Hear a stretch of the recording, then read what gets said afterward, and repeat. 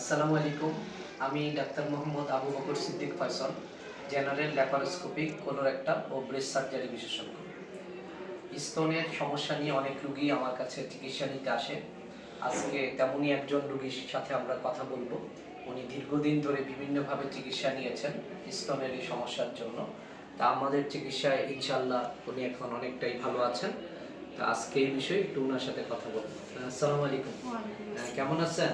জি, আলহামদুলিল্লাহ আগের থেকে অনেক ভালো আছি। আচ্ছা, যাক আলহামদুলিল্লাহ। আমরা একটু আপনার সাথে এই সমস্যাটা নিয়ে কথা বলবো আর কি। ঠিক আছে। তা আপনি আপনার স্তনে কি সমস্যা নিয়ে ডাক্তার দেখাইছিলেন?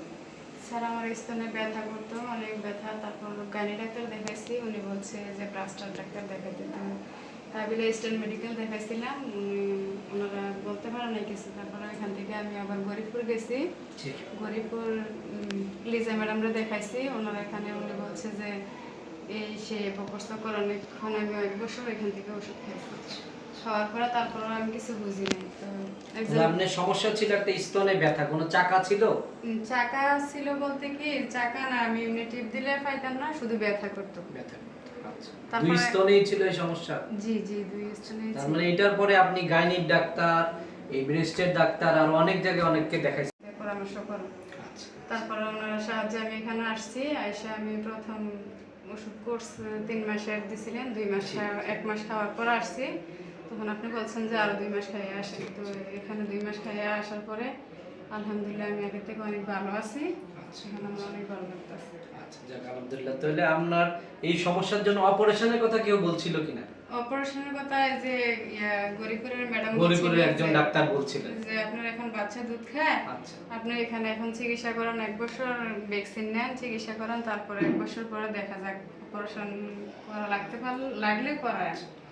তখন আমি আর ওইখানে আর খাই নাই, তো এখানে আসছি। এখন আলহামদুলিল্লাহ যাক আলহামদুলিল্লাহ, আপনারা মানে ঠিক জায়গা মতো আসতে পারছেন। আমি আলহামদুলিল্লাহ ব্রেস্টের এই চিকিৎসা ব্রেস্ট বিশেষজ্ঞ হিসেবে করতেছি। আলহামদুলিল্লাহ আপনার যে রোগ, এটার চিকিৎসা ওষুধের মাধ্যমেই সম্ভব। এটার জন্য আসলে অপারেশন আদার্স কিছু প্রয়োজন হয় না। আমরা তো আপনাকে ওষুধই দিছি, আর তো কিছু করি নাই, তাই তো? আমরা ওষুধ দিছি, আপনাকে কিছু নিয়মগুলো মানতে বলছি এবং সময় সময় অনুযায়ী কিছু পরীক্ষা করে আপনার উন্নতি কতটুকু সেটা দেখতে চাইছি। তো যাক আলহামদুলিল্লাহ, আজকে মোটামুটি কোর্স কমপ্লিটের পর আপনার ধরেন যতটুকু ব্যথা ছিল এর কত পার্সেন্ট আর এখন আছে মনে হচ্ছে? ধরেন যে আমার প্রচন্ড ব্যথা ছিল।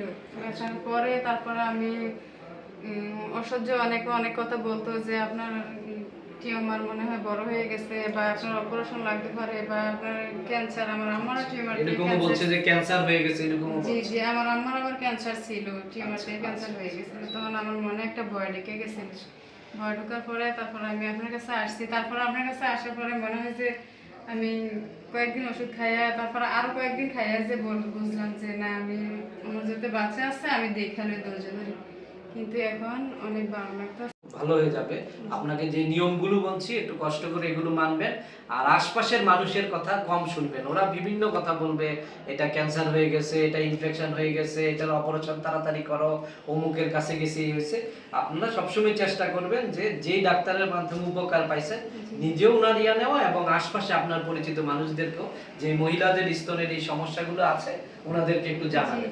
আমরা চাই আপনার মাধ্যমে কিছু মানুষ যদি উপকৃত হয়, আমার কাছে এসে চিকিৎসা নেয়, তাহলে হচ্ছে আপনিও ইনশাআল্লাহ এটার সব পেয়ে যাবেন। ঠিক আছে ইনশাআল্লাহ। তাহলে আল্লাহ হাফেজ, ভালো থাকেন, আমাদের জন্য দোয়া করেন। হ্যাঁ জি, আচ্ছা, আসসালামু আলাইকুম। ওকে, হ্যাঁ, ওয়ালাইকুম আসসালাম।